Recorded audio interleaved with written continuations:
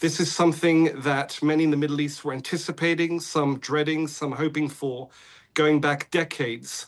The conclusive, potentially, intervention of the US superpower with US firepower, putting paid to sites in Iran that were designed specifically to withstand conventional attacks, including by Israel, which is arguably the Middle East's mightiest military power.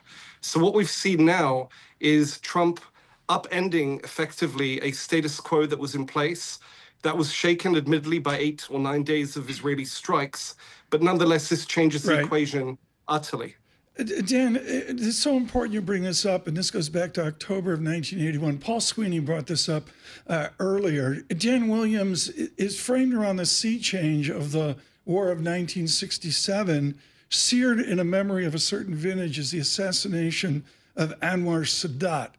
Is all of Israeli leadership, and maybe even Western leadership, are they at risk this morning because of this bombing last night? That's an extraordinarily good question. It's very acute.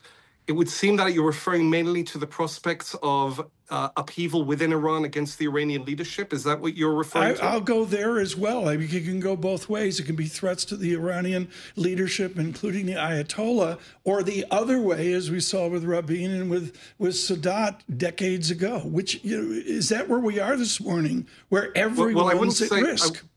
I wouldn't say the Israeli leadership is at any risk. Indeed, there was an assassination of Prime Minister Rabin exactly 3 decades ago. That was over risk-taking and peacemaking with the Palestinians. If anything, the current leadership, specifically the Prime Minister Netanyahu, despite his very significant dip in popularity over judicial reform efforts 2 years ago, over the disastrous October 7th attack of Hamas, which begun this war, I think you're going to see his popularity increase with this, including critics. And we've seen this already. The opposition leader rallying to him, regular critics in the Israeli media admitting that this war, the way he conducted it, and in fact, the way he conducted contacts with President Trump, such that President Trump decided to intervene, that all works in Netanyahu's favor. I think he has as solid a position as he had in recent memory in Israel.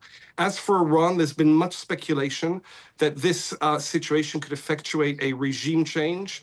I think we should be cautious about predicting that, if only because under threat of external action or under external attack, people tend to rally to their flag, even if in quieter times they were less likely to do so, even if in quieter times they're unhappy with their government, with a regime that rules over them.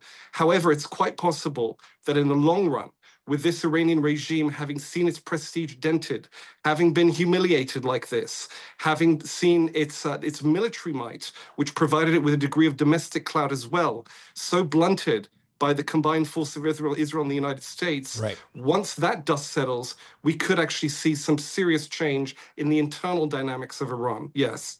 Dan, what do you think the next steps are for Israel here? I mean, it feels like maybe we're waiting to see what Iran does, but that's not. Israel doesn't tend to wait and see what people do. They tend to act. What do you believe the next days will hold for Israel? Well, indeed, a couple of things happened within short order of the world learning of these attacks ordered by Trump on these 3 sites in Iran, these 3 nuclear sites. One was that Israel announced that it had pursued its own nightly attacks, including one set of sorties against one of the sites attacked by the United States, Isfahan, showing that the U.S. must have struck some nuclear targets there. Israel is coming in perhaps on a mopping up operation, perhaps addressing targets that weren't addressed by the United States. As far as Israel is concerned, the work continues. There was also a missile and UAV salvo by Iran against Israel, quite a bit of damage, 6 a.m., pretty much the entire country going down to shelters. That would seem par for the course. The big question is, was that all? Was Iran basically ticking a box in terms of its retaliation? Keep in mind, it has yet to retaliate, to my knowledge, against the United States. Perhaps it sees Israel as a U.S. proxy, and that's a safer retaliation option, especially if it's a one-off.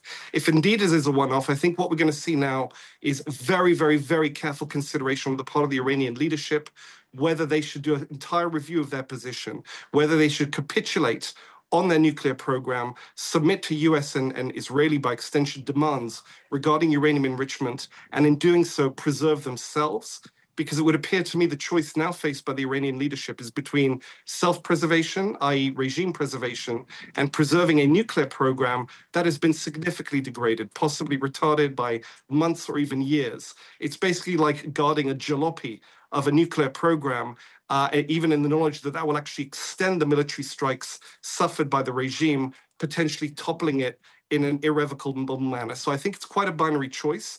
And I think the Israelis and possibly the Americans, I think Trump actually made this quite clear in his statement, are banking on the Iranians now doing an about-face diplomatically, and this really bringing about dramatic change in the entire disposition, the entire direction of negotiations, and the future of the nuclear program, i.e. an effective shutting down of what remains of the nuclear program should Iran agree to do that.